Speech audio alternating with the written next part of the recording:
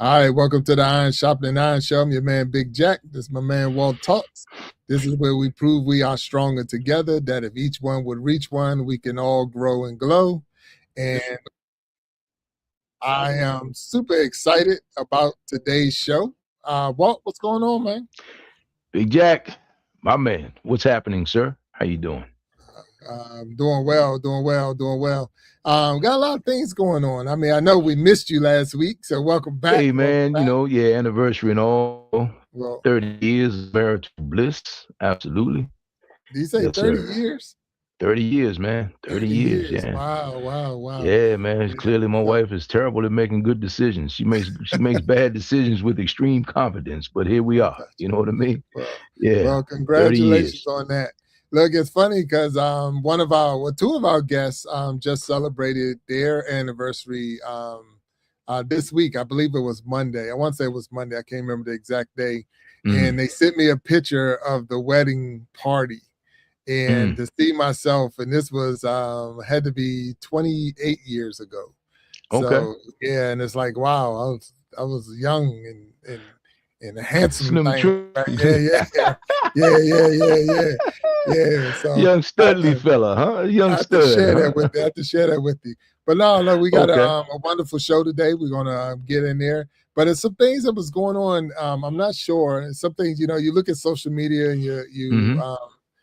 I know I want to put the disclaimer out there because I'm not 100%. I didn't research it as much. I did check my own refrigerator. So they said there Mm-hmm. was a recall on eggs. Did you Oh hear wow. about that? So there was another I recall, or they definitely moved the level up to one.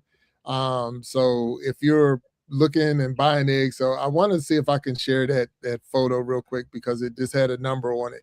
And I know normally we don't do this, but I'm only doing this mm, because I don't want anybody to get hurt. And I know we buy eggs mhm. and people, I mean, every almost breakfast and this and that. So let me see if I can Yeah. find that image real quick. But this is the only reason. It was someone else's podcast or TikTok or whatever it was, but I want to see if I could show that just to share this information, and I'm gonna put it up there. So give me 1 second, Walt. All right, so right there, and it's saying, okay, so it was an egg recall update. Nearly 20 million eggs have been recalled across multiple states due to possible salmonella contamination. And then in there, they had a couple of numbers. So if you're looking at that and you look at it, so it's the numbers over there, and I believe it was they look like 1950 or something like that. And then it has another number. So if you can look at that page and if you can pull it up or Google it, make sure you find Mhm. yourself and check your stuff. So I checked my refrigerators and I checked it to make sure that we were good because of the simple fact that you want anybody to get sick or hurt or anything like that Mhm. from contamination. A lot of times we don't see these alerts. So that's my little safety alert for today. But other than that, but again, welcome back, my brother. Glad you're Hey here. man, glad to be back. I had to put a rookie in your seat last week, and Hey it was man, tough. It was tough, man. so I called my union rep when I saw that, and I'm like, I think this guy's trying to replace me, man. I think he's certainly going to renegotiate my contract and probably cut my salary. So I'm already getting nothing. So now I'm just gonna get half of that Yeah, because we got half to or split nothing, that. man. Got to split that with the big fella. You know what I That's mean? exactly what he got paid. Nothing. You're right. And then I Yeah, see in got the to. comment section that BBTV put out that they have a recall on some dog food as well for Oh salmonella. So wow. start checking your stuff, people, because I know we buy those in bulk a lot and we have those sitting Yeah. around much longer than normal. So just to make sure so it's almost Pride canned dog food is being recalled. So this it's in the chat. So if you are out there looking, like I say, we're not trying to put a fear out there. We're just trying to spread the news. So this is an opportunity that we just became a news station for a second, So, but anyway, PSA for today. yeah, for today, PSA for today. Hmm. So, Hmm. but no, you ain't get replaced. But at the same time, it was a good show, and Yeah. we definitely missed you. John Thompson was a good guest, great guest, and I think he's going places in the golf world. So, with that being Yeah. said, let's go to this week's show. So this Absolutely. week, that's Absolutely. this I week. know you have a So good one. I know we you got a have a good good one one. coming up. We got a good one coming up. I'm looking forward to having him up on the stage with us. And if you don't mind, we can get him going up here, right? Let's go. Let's get it.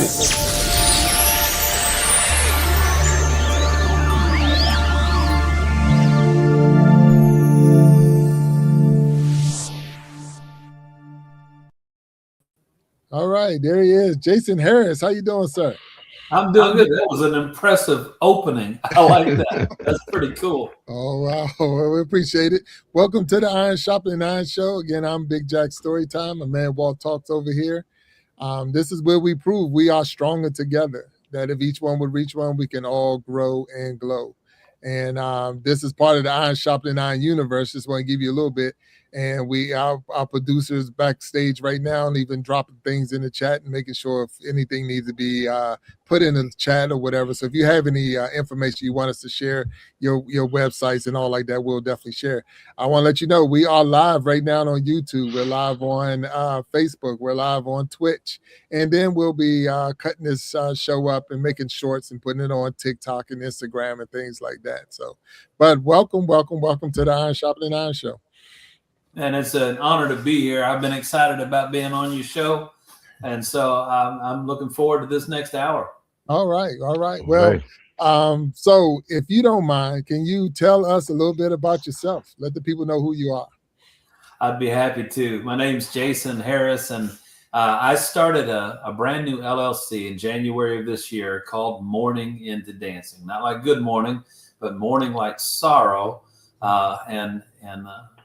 It says in the Bible, "You have turned from me my mourning into dancing." That's where I got it from, Psalm chapter 30. And so it's something that it's always tell people, it's like welcome to the great exchange. We can move you from mourning into dancing, and sorrow into joy, fear into peace. And so what I primarily do, I speak at a lot of funerals, and I tell people that, and they're like, "Jason, you need a better hobby than that." But the truth is, it's a passion of mine because I see it as a celebration. One of the first things I often say at the beginning of a service is, I just did one yesterday for a woman named Cecilia. And I said, we're not here today because Cecilia died. We're here because she lived. And we're here to celebrate her life, not to talk about how sad we are that she's passed away. And people who come to my services are not expecting what they get, because many of us, when we think of funeral, we did a word association game. So what's the first thing that comes to your mind, or the first word that comes to your mind when I say funeral or memorial service or graveside service or anything like that? And it's usually negative. In fact, when I tell people I spoke at a funeral today, you know what they normally say? "Oh, I'm sorry." Yeah, I'm sorry. Yeah, so I'm sorry. I mean, they don't do that to heart surgeons. I performed a heart surgery today. "Oh, really? That's cool. You a surgeon?" But I mean, what I get is, "Oh, I'm sorry." Right. But I love it because not only do I help the family celebrate life, and funeral directors often say to me, "Jason, I tell you, I don't know what it is about your services, but we've never heard so much laughter coming out of our chapel when you do services here." And I love that. And when people say, "I've never seen a service like this before," I love that. And so it is kind of a unique approach. I got you. All right. Wow. Well, now, how did this all come about? I mean, now, are you a minister, a pastor, or how did this all start? That's usually the assumption. And the truth is, I have about 35 or 36 years of minister experience. Wow. I went to seminary. I got my master's in 1995, about the time, Walt, you got married, apparently. 96. Yeah, 96. 96. Yes, sir. Okay, it was a year after I got my master's degree. And I went to Bible college before that. But here's something most people don't know, Jack. A total of 8 years of preacher training. Ready for this? I had one lecture about funerals. Not one course, not one semester, one lecture. And that's not to cast shade on Bible colleges and seminaries. What I was taught about funerals was kind of protocol. The minister should lead the casket from the hearse to the graveside, or or who you're supposed to greet after the service is over, or things basic protocol. And by the way, here's a list of popular passages to preach at a funeral, like Psalm 23 or John 14. John 14, right? All the things. 1 Corinthians 15 about the resurrection, or John, talking about I'm the resurrection and the life, and John chapter 11. All these things. It's my conviction, as much as I love to preach, don't get me wrong, I'll preach at the drop of a hat and I will drop the hat. But at a funeral, yeah, it's true. At a funeral, it's my conviction that a family doesn't need a sermon as much as they need a celebration. And this is, it's funny, Walt, you just had your anniversary, and happy anniversary, by the way. Thank you, sir. I appreciate that. 30 years, you a dying breed. 30 years. I want you to imagine another 20 years, make it to your 50th. Okay. And those of you who are watching, you've probably seen a golden anniversary. And I have. I've been to 2. Okay, so by that time, the family goes all out, right? They go out, they'll spend a lot of money to hire a live band and get a banquet hall and decorate to the nines. And that husband and wife, man, they are dressed in tuxedos and formals and they're going crazy, right? Now imagine they invite someone to MC it. They invite a speaker. Imagine how everybody would feel if that speaker got up and said, today I want to preach you a sermon about 5 keys to a healthy marriage. and if he proceeded to preach a sermon, I'm sure that they would say, okay, I kind of get I kind of get the parallel because we've made it 50 years, but hello, you want to tell some stories about us? You want to talk about these last 50 years and how we met, and maybe about our honeymoon and our kids and all the things. That's what because that's why they're there. Anybody who comes to that is to talk about them. So I don't understand why we can have someone come to the end of their life.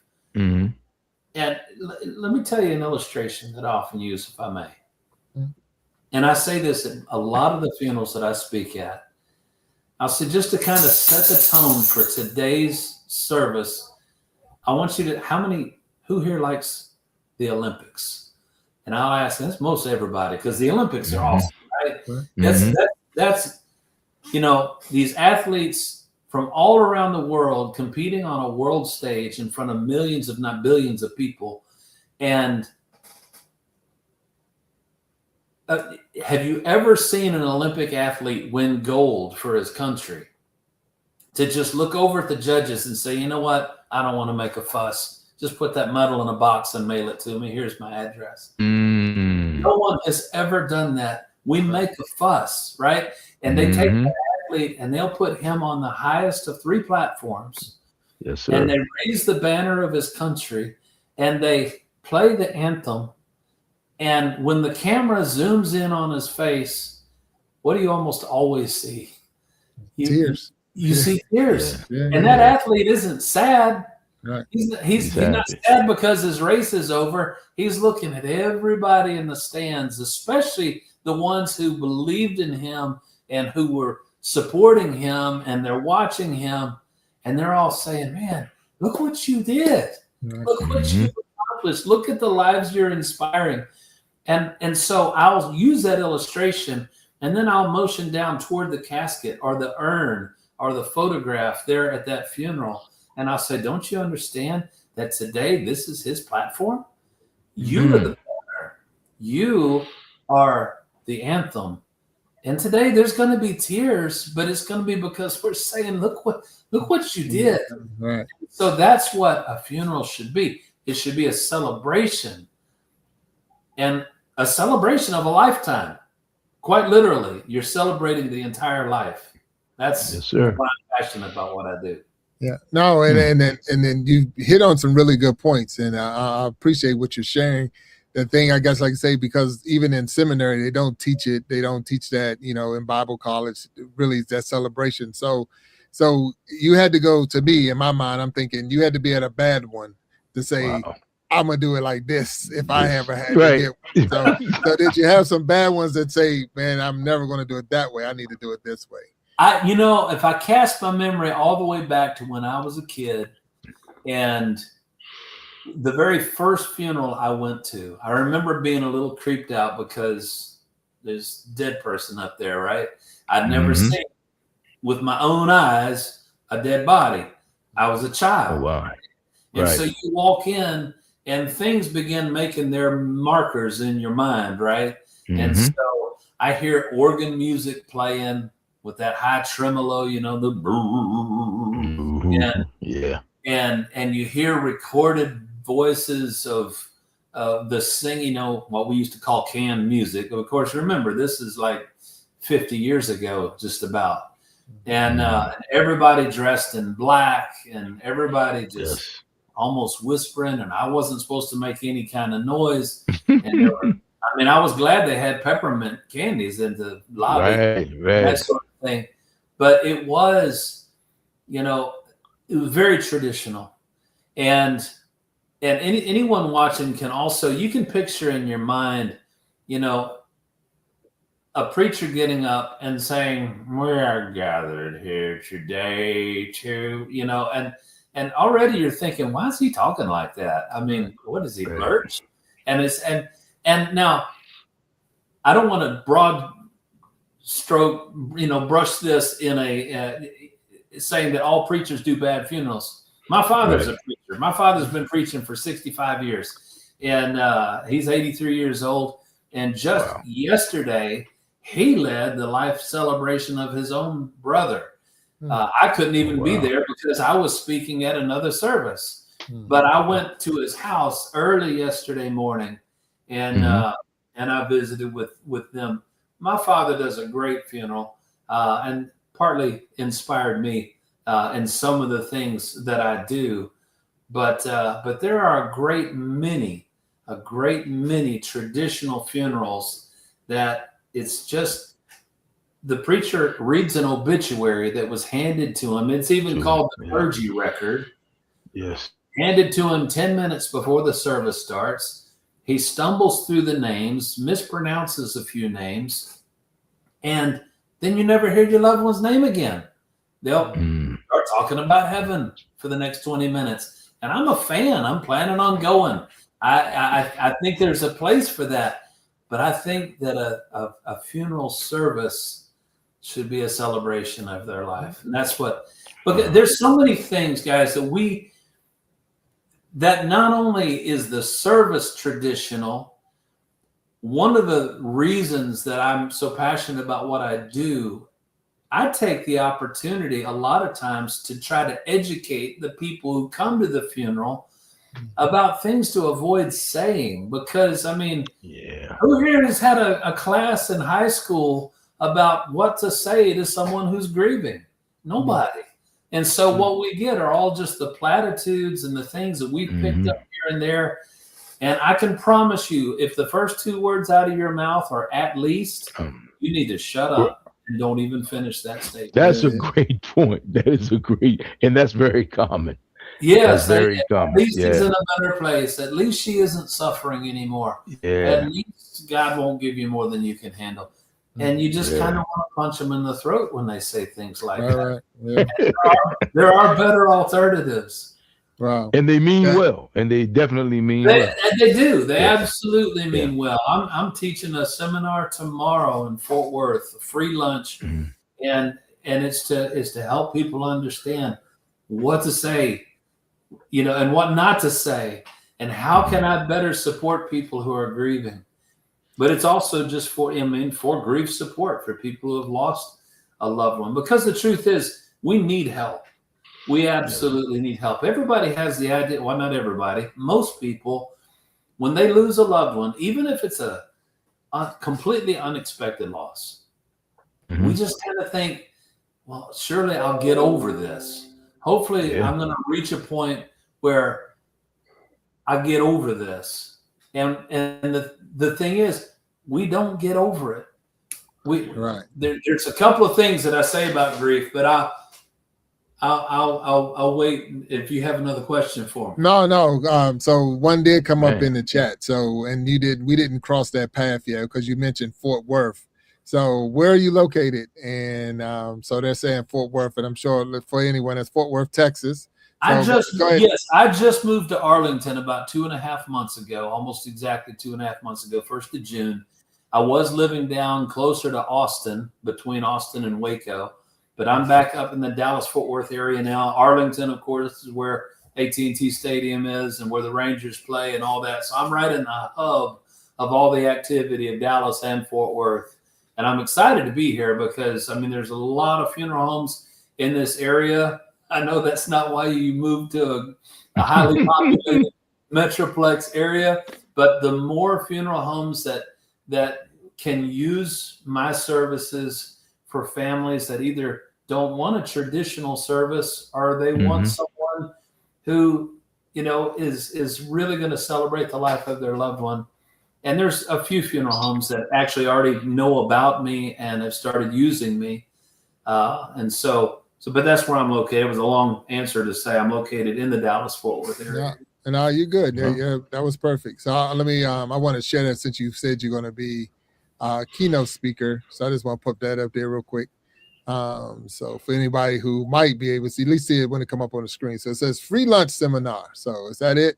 That's 5 it. questions that will change your life. August 17, 2026 from 12 noon to 1 p.m. And that's at 6301 Granbury Road, Fort Worth, Texas. And so there you are. So you can see it while you're watching. Anyone who's watching this, if you're in the Fort Worth, Texas area and you want to come and meet Mr. Jason Harris, he'll be there at that location. And plus, he says free lunch. So, hey, if nothing else, I want a free meal. That's right. There you go right there. So. And it's not just, this isn't going to just be a pizza either. This is my homemade, world famous, Who's Your Daddy lasagna. Who's Your Daddy lasagna? Oh, wow. Yes. Who's Your Daddy lasagna? It's about 22 pounds of love. I mean, wow. I could feed plenty of people with this pan of lasagna. Enough cheese and meat in there to sink a battleship. So I was about to say, how many cheeses are in this lasagna? Oh, there's about 7 or 8 different kinds of cheeses. Oh, my man. Dang. Well, look, if you're in the Fort Worth, Texas, so it's funny, our producer is in the Fort Worth, Texas area. So, matter of fact, just put in the chat that she might move her schedule around. She needs to come to this lunch. I'd like to meet the producer. Oh, yeah. So Boss B, everybody should have a B. Boss B. We have a B. Everybody so Boss needs B a B. is in the back right now. But no, that's cool. So we did put it up there. So seminar tomorrow. So I know I read in one of your bios as I studied you that you said grief has a unique fingerprint. So what does that mean? A unique fingerprint for grief? Yeah, actually, what it is, that's the 2 things I always say about grief. The first one is it's as unique as our fingerprints. And so what that means is when I lose a loved one, I'm going to grieve differently than you do, than Walt does. In fact, if there's 10 family members, every one of them are going to have a unique grief to that loss. Now, those overlap, of course. They'll be sad. There's a whole gamut of emotions, though. And I know that, a popular model in grief circles is the one that Kubler-Ross gave us, the 5 stages of grief. And some say the 7 stages of grief. And the truth is, I mean, Kubler-Ross actually wrote that about someone who was dying. And the stages that you go through, it's not even traditional grief as we know it. And grief isn't just 5 neat stages. You don't get over one of them and say, boy, I'm glad that stage is over. I'm glad I'm out of denial now. I'm glad, I sure will be glad when this anger stage is over. That's just not the way it works. And so that's the first thing, is that it's as unique as our fingerprints. The second thing that I always say, and this isn't really good news for anybody, it's just a fact. Grief never goes away. It really never goes away. And I mean, it's not that it's never going to get better. And if you've lost someone recently, I don't want you to think that you're going to be in this dark place for the rest of your life. But here's the illustration that I use. Are both of y'all right-handed, by the way? Yes, I am. I am. Okay. 90% of the audience listening right now, according to statistics, are right-handed. Mhm. 10% of you say, no, I'm a lefty, and you're in your right mind. I understand. You got all the struggles with the spiral notebooks and everything else you got to put up with. But for the most part, let's just assume that you're right-handed. And the illustration that I often use when I talk, and I'll talk about this tomorrow, if I suddenly lost my right arm in an accident, and that'd be awful. I don't like to think about losing my arm. But if I did, well, now I'm left-handed, whether I like it or not, because I don't have a right arm anymore. Right. Now, there's a couple of things that are going to be true if I lose the arm suddenly, unexpectedly, in a tragic accident like that. One, I expect it's going to be painful. I'll probably be in shock. But after I get over the initial shock of a sudden accident like that, you know what's going to happen in 2 or 3 days? I'm going to discover that the things that I could normally do without thinking about it are really challenging for me. You don't believe me? This evening, try brushing your teeth with your left hand and see how that works out for you. You know, you probably have to shake your head against the toothbrush or something because you're not left-handed. Or you end up looking like a rabid dog with toothpaste all over your face because I'm not left-handed. And how are you going to tie your shoes with one arm? How are you going to write a shopping list that anybody can read with your left hand? Now, it's not going to be like that forever because you will adapt to having just a left arm. And let's fast forward 6 months from now, 2 years from now. Well, now you don't even think about it anymore. You can get dressed with one arm. You can brush your teeth just fine now. You've learned to write with your left hand. Here's the point, though. Think about 10 years after the accident. Are you ever going to reach a point that you say, having 2 arms is overrated. I really don't need that arm. You're all 20 years after the accident, you're still going to say, I'd give anything to have the arm back. I really, really miss that arm. And so it's the same. Now, a lot of this is kind of depending on the relationship with the person that you've lost. I mean, if my mail carrier that I've said hello to once or twice, if I found out he was killed in a car accident, I would think, man, that's terrible. And I might even, it's just not going to affect me the same way as when my uncle who just passed away just died. That's different. So the more I love, the more I'm going to grieve. That's the price of loving someone. Is the deeper the grief is. That's true. But you'll always say, my dad's mother passed away in 1999. Okay. That 27 years ago, I miss my grandma. And since one of her sons just passed away and that service was yesterday, I was looking at the slideshow of my uncle that, they put together. You've seen them. And I saw several pictures in there of his mother, my mama. And it was like, gosh, I really miss her. And that was 27 years ago. And so it's as unique as our fingerprints, and it really doesn't go away. But I'll say a third thing about grief, and I'm kind of giving a preview of tomorrow's seminar, but it can be so unexpected when it hits us. And an illustration I use sometimes is, if you've ever been to the ocean and you're standing in the water, let's say you're standing about rib deep in the ocean looking at the beach, right? You can feel the waves kind of lapping against your back. There's a rhythm to those waves, and you can anticipate another wave and another wave. And you may be distracted looking at somebody on the beach over there, and you don't see this 3-foot wave curling over your head that takes you under and flips you over and fills your bathing suit up with sand. And you stand up hoping nobody saw that. and you're coughing and sputtering, but you're saying, man, where did that come from? I wasn't expecting that because I was just feeling all these waves. I didn't see that big one. Isn't grief a lot like that? Because there's a rhythm to the grief. I talk to ladies all the time who they're widows now. They just lost their husband 2 or 3 months ago. And when I follow up with them, I'm checking on them. And when we're talking, I try to listen as much as I can. But when I say, when do you find yourself struggling the most? Well, that's easy. The first thing when I wake up in the morning and I realize he's still not there next to me. And this is real. This isn't a nightmare. I'm not, it's not a dream. And so I know every morning we always had our coffee together, for example. And when that coffee brews, I miss my husband. And that's what it said. There's a rhythm to it. But they almost all of them talk about, sometimes I can be just driving down the road though. And it's not a song that comes on the radio. It's not the smell of coffee brewing in the pot. It's not the smell of his cologne that somebody else was wearing or something like that. I just minded my own business. And all of a sudden I have to pull over because I'm crying so hard I can't even see the road.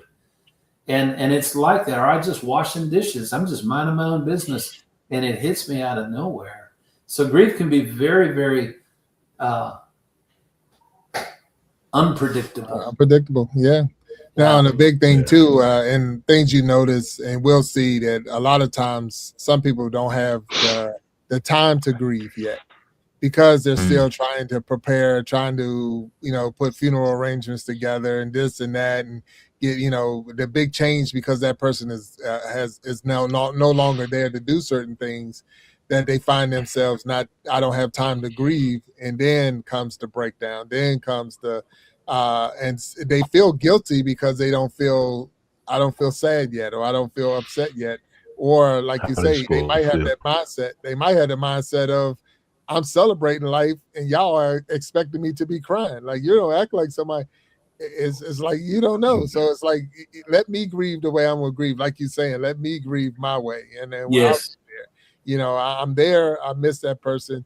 But I'm gonna ask you this, Jason, do you find it harder or easier based on the years of that person's life? So a young person, let's say we had a person that was 10 that lost their life, over a person that was 80.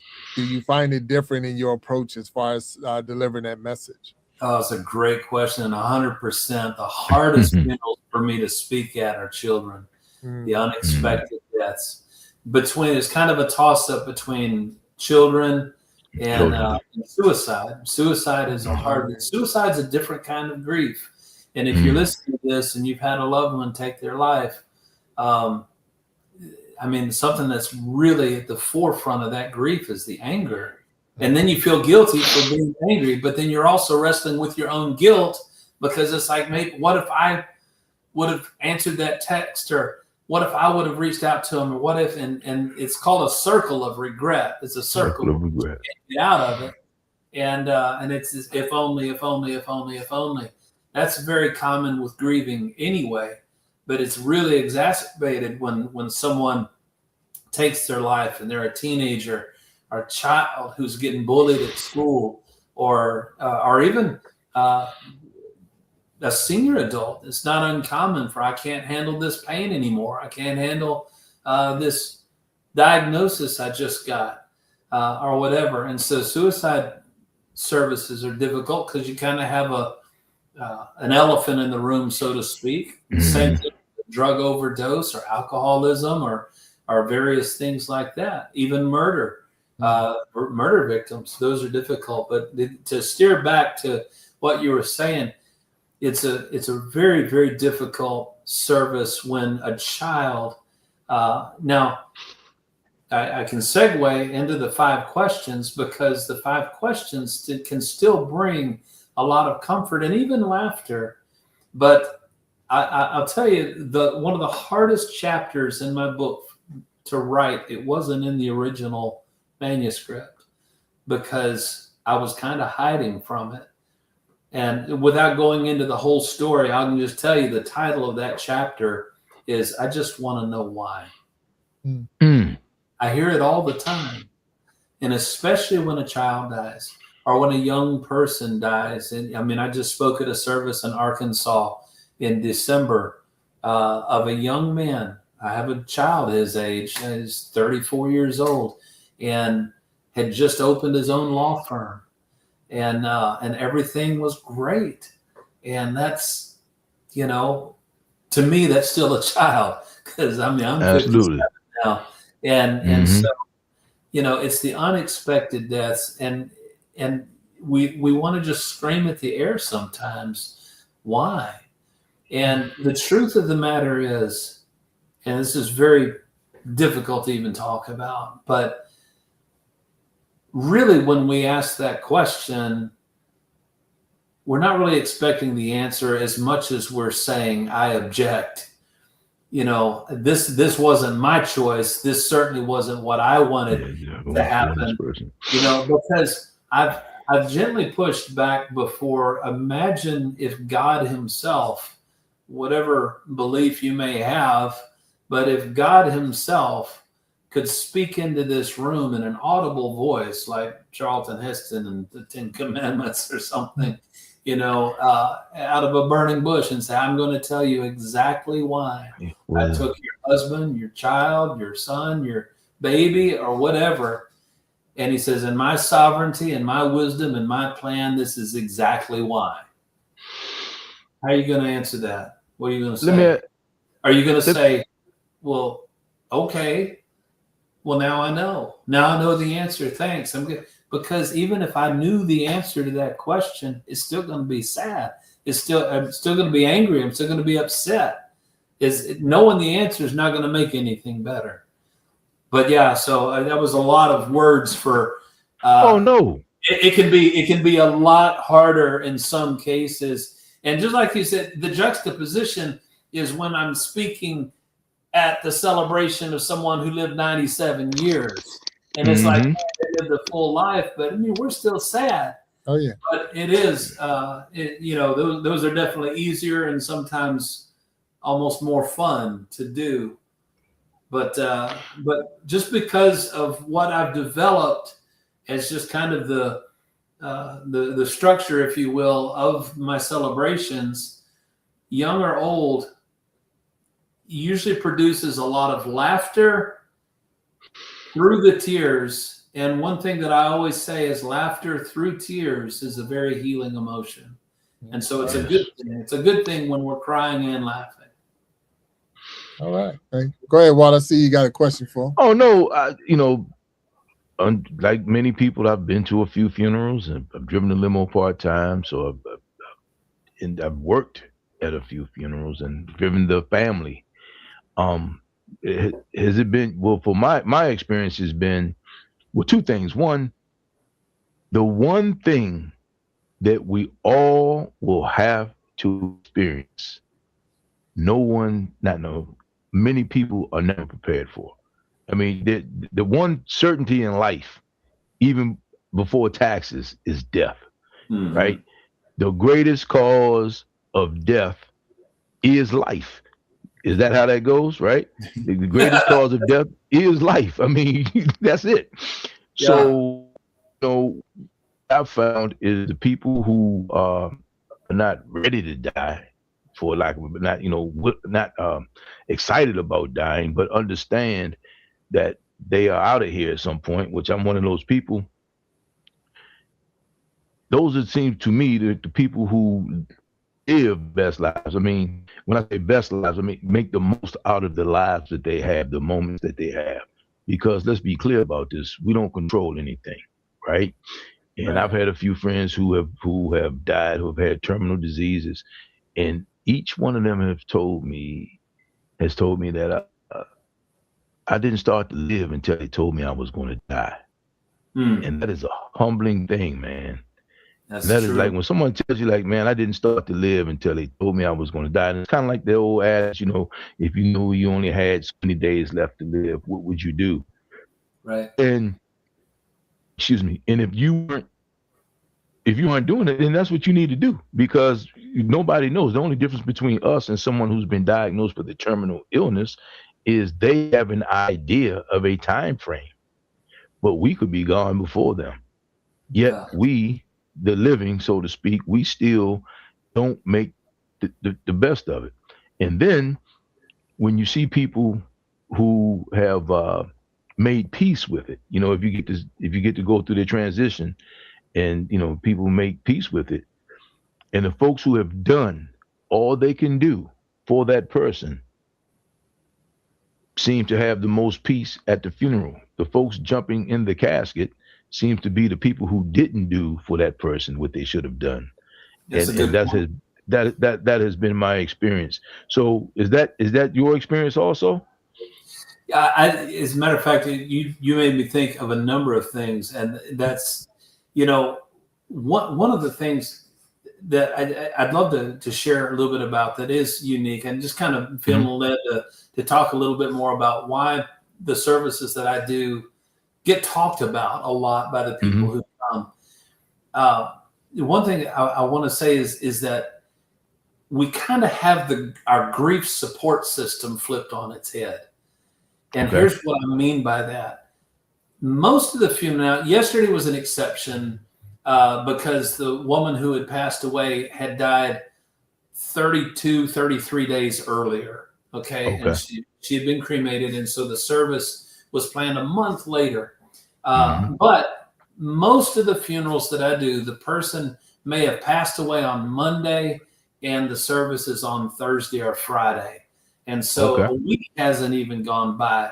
And I want you to think about, in the last service that I did that was like that, the death was completely unexpected. The man was only 64 years old.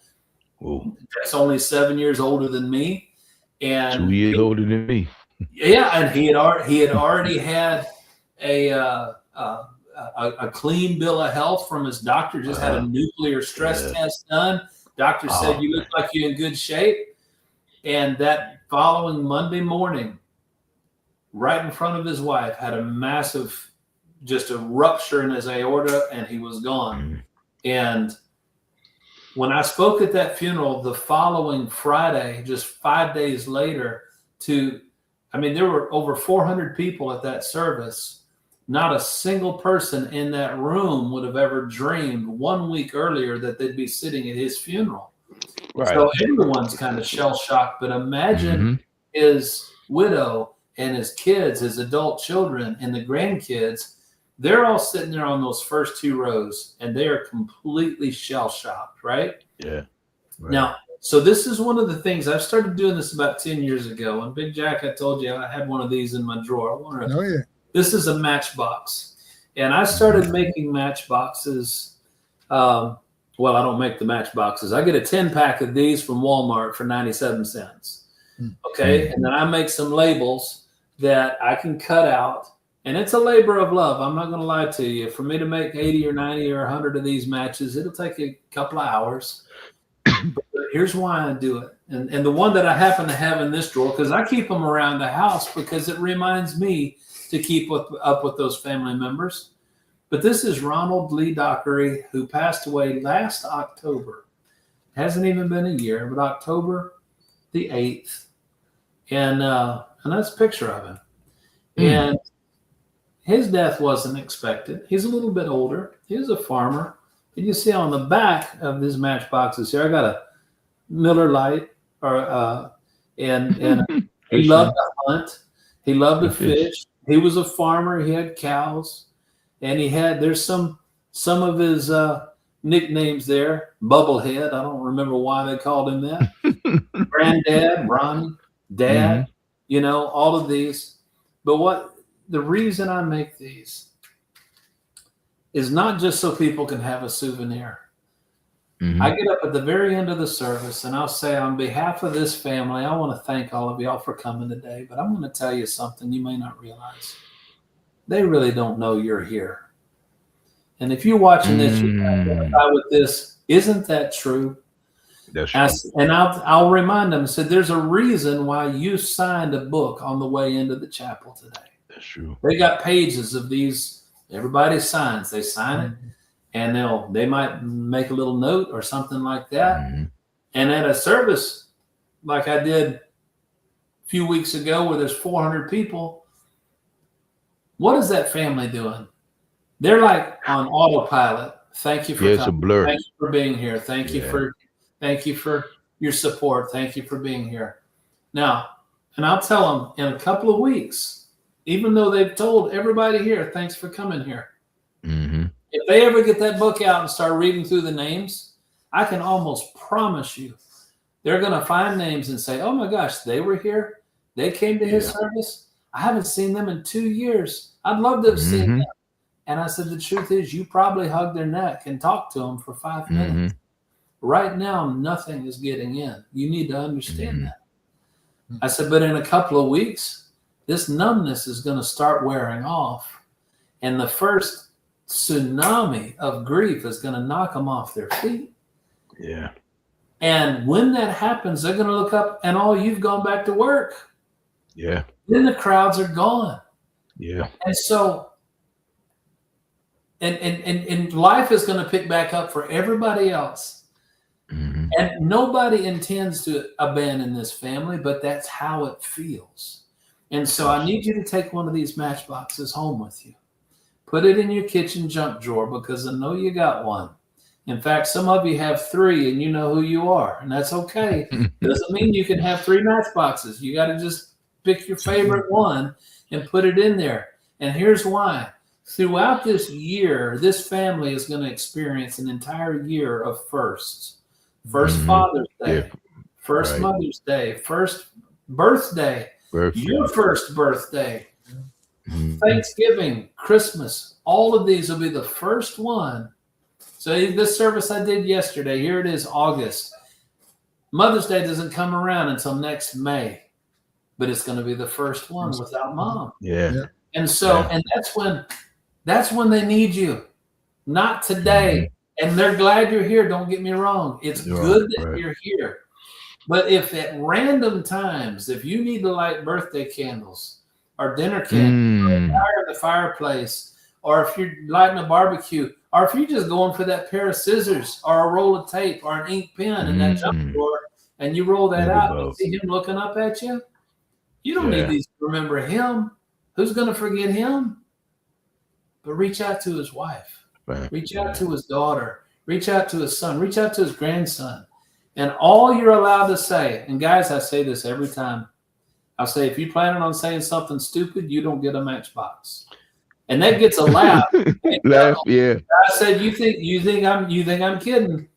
Yeah. But I said, if the first 2 words out of your mouth is at least, you just need to shut up and don't finish that statement. I said, what you need to do is more of what we did today with these 5 questions. And all I want you to say is, hey, remember those matchboxes that weird bald guy gave us at your dad's funeral? I don't even remember his name. I just thought he's never going to shut up. But we use those today, and I just want you to know I really miss him. I can't pass the lake where we always fish without thinking about it. I really miss it. Right. You know, those things matter. You know?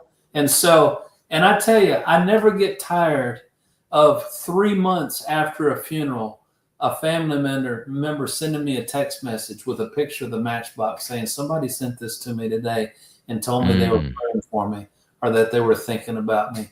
And that meant the world to me. Thank you so much for doing that. And so the 9th chapter of my book is called Lessons from a Hobbit, a Grief Dog, and a Box of Matches. And that's the box of matches. The Grief Dog reminds us that it's not about what we say to grieving people that they need so much as they need our presence. The new version, I got a new version of my book here with me, and the new dedication page, I dedicated the original book to the reader. So if you read my book, it's dedicated to you.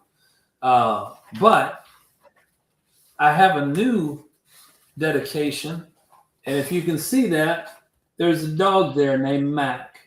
Mac is a grief dog, and he passed away in February of this year.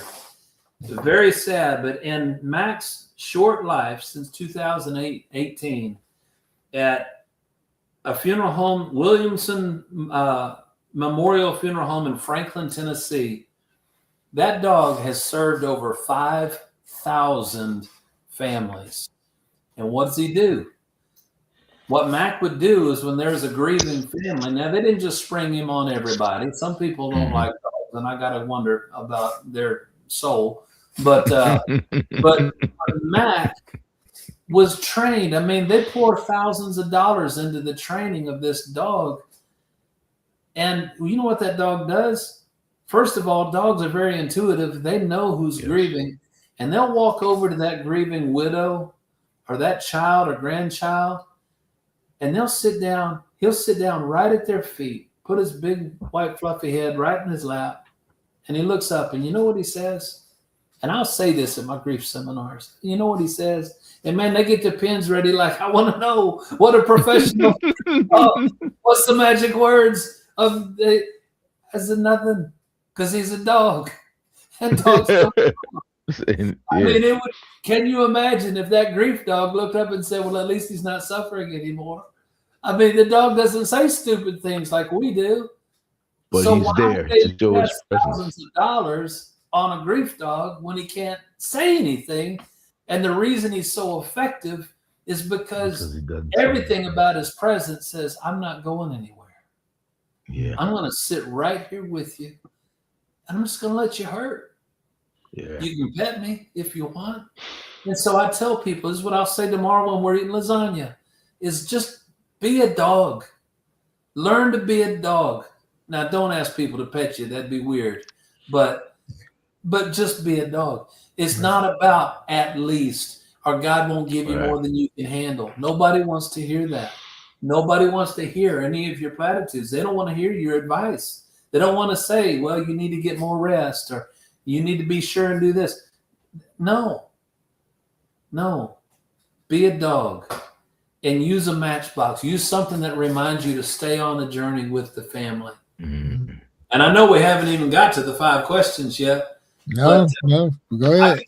We're going to get to them, though. You're going to give them to us for sure. I'll rattle them off for you because I know we only have 7 or 8 minutes left, and I don't want to go over my time here. You good? Go ahead. No, get your please. But let me just say this. So the reason I came up with the 5 questions, there's a reason why I came up with the question, and there's a reason why I wrote the book, and both of them had to do with these 5 questions.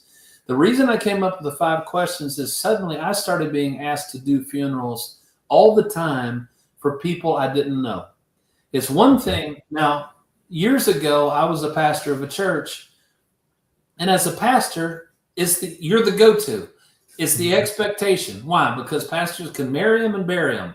If you need a wedding, call the preacher. If you need a funeral, call the preacher. That was just the expectation.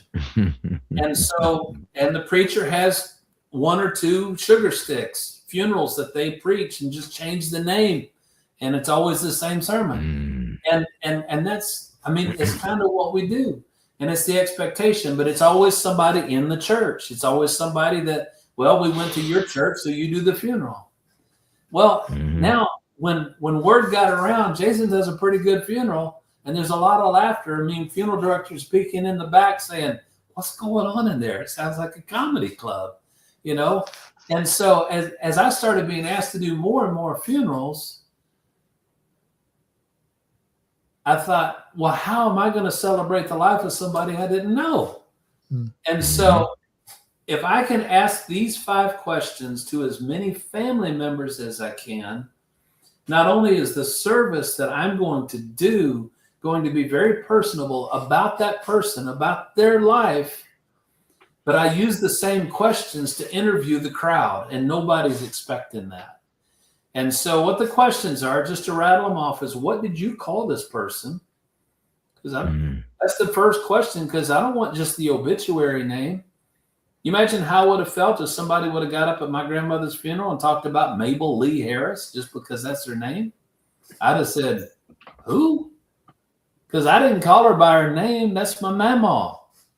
Right. And when I hear mamaw, that means chocolate-covered tea cakes and train wreck ballads and Froggy went a-courtin' on the guitar and all those things. That's who I think of when I hear mamaw. And I want to hear the other nicknames and terms of endearment and the things that we love. And, you know, sometimes when I get to this part of the service, the family learns things. They didn't know that people at work called him Slick or whatever. About that. Yeah. And so they hear other nicknames. The second question is my favorite one. If you could describe your loved one with just one word, what would it be? I'm not asking for a speech. I'm asking for a word. And when I am doing a family intake and I'm meeting with that family, I ask them to write it down first. Here's why. I can ask 10 family members that question. You know how many answers I get? Different answers? 10. Almost every time. Even if they write it down first. And it always blows my mind. My mama was funny. She was brave. She was sweet. She was kind. She was generous. And all of this. But when I get to that part of the service and I look out at the crowd, what are we leaving out? Just raise your hand. I'm not asking for a speech. I just want one word. And it's like popcorn. All around the chapel, you're hearing it just rain down on the family. She was beautiful. She was amazing. She was funny. Her laughter would just light up the room, whatever. And there's smiles. And at this point, you feel the room literally relax. Right. And it's like, he wasn't kidding. Because I say at the beginning of the service, today, this isn't a funeral home chapel. Because that's depressing. Who wants to sit in a funeral home chapel? Today, this is a giant living room. And we're going to sit around with this family. And we're going to celebrate Bob. We're going to celebrate me or whoever. And then just the last three. What's one of your favorite memories? This is where a lot of the belly laughs come from, because most of our favorite memories is when something crazy happens. I'll never forget the time that, and fill in the blank. And you get crazy stories and fun stories and the things that I share from the family. And this is where tears and laughter is just all over the place. The last two questions are a little more emotive and serious. I want to know, what's a life lesson that you gained from your loved one? What did they teach you? And that's always very profound. But the very last question, if your grandmother could speak to you just one more time, what would she say to you right now? What would she say to you today? And man, but just very quickly, what inspired the book, what inspired me to write all this stuff down, was I was sitting down on an airplane getting buckled in about 3 months after I started using these 5 questions. And I could rattle them off in my brain like clockwork. And if you haven't figured this out by now, if you sit next to me on an airplane, we're going to be friends. I'm that guy. Absolutely. I was just meeting people and talking to people. This lady was sitting next to me, and she finally asked me, after I'd already asked her, what do you do? How many grandkids do you have? Are you coming or going? Is this business or pleasure? Blah, blah, blah. And she said, well, Jason, what do you do? I said, well, hold on to something. I speak at funerals, but my passion is grief support.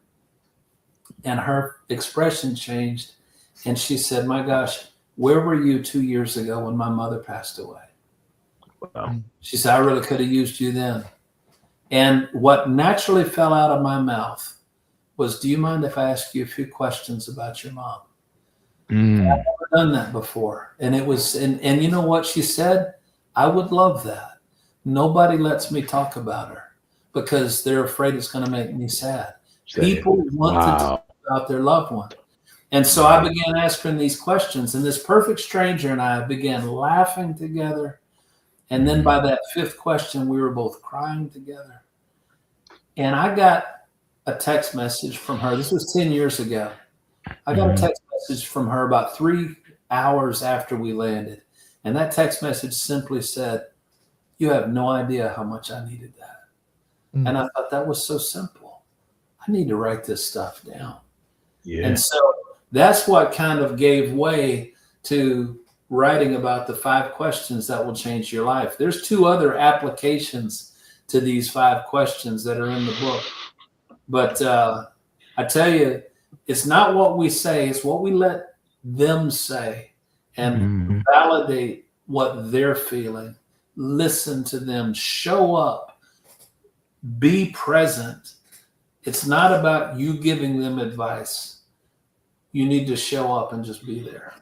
So I know we're out of time, but man, I I hope I can come back sometime because I really enjoyed talking to you guys about this. Oh, wait a minute. No, we're good. Jason, I want to put the book up there for those who are watching, and you can see that's the book right there. Good Grief, Celebrate Your Life. Jason Harris. And where could we find the book? Well, it's going to be on Amazon soon. It's not quite on there yet, but if you drop that title in Google, it'll give you a few platforms that it's on. This new edition of it, you might find the old one. I wrote it 6 years ago. This is a brand new edition with 2 or 3 new chapters, the reason why I've rewritten it, and some other things like that. But there will be an audio version available in just a couple of weeks. Not quite yet. And by the way, I didn't write this book to sell it. Even though it's going to be for sale, the vision wasn't so I could make money, selling the book. I love giving these away after I do a funeral. In fact, the very first one, I had 10 copies that got sent to me because they just dropped. And so I gave my very first one away to the daughter of the woman who passed away and whose service I did yesterday. And I love to sign it in loving memory of your loved one. And I want you to know, if you're listening to this, I don't care where you are in the United States or Canada or the world, there's no place I won't go to come and speak at a funeral. If you have a loved one that's on hospice, if you have a loved one that's recently passed away, if your loved one was cremated and you never had a service, I'm telling you, you need to celebrate your loved one's life. That's why it's called Good Grief. Celebrate your life. The book is about grief recovery, but it's also sounding like Charlie Brown. Good grief. Yeah. Celebrate your life. And it needs to be celebrated, and I can help you do that. Morning into dancing, my vision for Morning into Dancing is to get on as many stages as I can. I'd love to come speak at your church, your school, your community center, your Sunday school class. I don't care who. It doesn't have to be a big crowd. I'll speak in a broom closet with 4 people that are interested. And I can get to where you are. And I'm going to start training people to do funerals the way that I do. It's really not rocket science. But if I can build a database of Morning into Dancing certified celebrants and become a household name among the 25,000 funeral homes in this country, I want someone in Connecticut or Rhode Island or Nevada or wherever to say, well, if they're a Morning into Dancing celebrant, it's going to be a great service. And so I could teach you how to do this, and I would love to teach you how to do this. But I'm trying to get the whole speaking career off the ground. So just a little announcement. In just a couple of weeks in Las Vegas, Nevada, I'm going to be in a speaker competition called the Ultimate Speaker Competition. And hopefully if I do well, I can be an award-winning speaker then. And so, but I'll be speaking in Connecticut next month. And I'm just trying to get on more stages. So if you'd like me to come speak at your church, at your school, at a hospital, anywhere, and do a book signing, or if you'd like me to speak at your loved one's funeral, I'm available, and I would love to come do that. All right, and we're going to put your website back in the chat. So for those who are out there and you want to make contact with Jason Harris, and for whatever reason, he's just explained all the different reasons you can make contact with him, please do so. So, I mean, we're not pushing or promoting anything. And like I say, sometimes you just don't know what's going to happen, but he hit us so many different ways, because if you haven't had the opportunity to celebrate the life and you still want to celebrate the life, and I know, Jason, one of those was really big during COVID time, because everyone was shut down, and then things were so delayed that they didn't have the opportunity and they missed out and this and that. And it's almost like no one cared that my loved one passed, and it wasn't that they didn't care. We was just all shut down at that time. So we had to find other ways to do it. and it didn't seem real to a lot of people. So Exactly right. that's another opportunity to make it feel real to you if you feel that you neglected that person or you was neglected yourself. So but I did put it back in the chat, and Jason, it has been a true pleasure having you on the stage. I mean, for sure. And I mean, your vision is needed. It reminded me of it was funny. I don't know if you think it's funny or not, but it was saying, they say the cost of funerals is going up, but they blame it on the cost of living. And I'm like, how they do that? How they blame it on the cost of living, but the cost of funerals are going up. But with that, and we know that is part of it too. A lot of people they don't get they just get the person that comes in and just says some words because it came with the package, but to actually have someone that's going to help you celebrate your loved one's life is needed. It really is needed. Just no different than, like you say, we marry him and we bury him. That's right. And those two are real celebrations. I mean, yeah, I would say you're probably more upset or bothered or sad in the wedding than you are in the funeral. But if you knew what you was getting ready to go into, you'd be like, oh.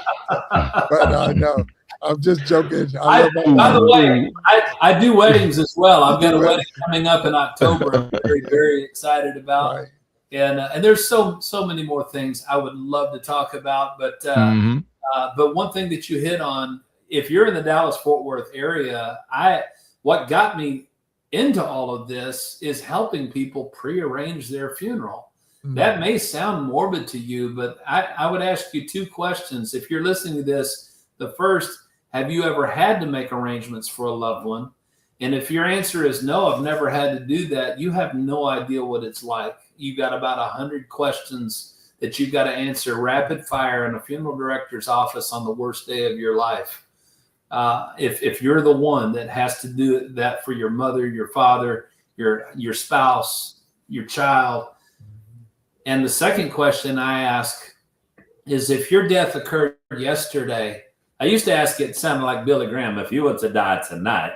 And I don't ask it that way anymore because people just say, no, I don't want to think about that. Well, I know you didn't die yesterday because here we are. You're listening to this right now.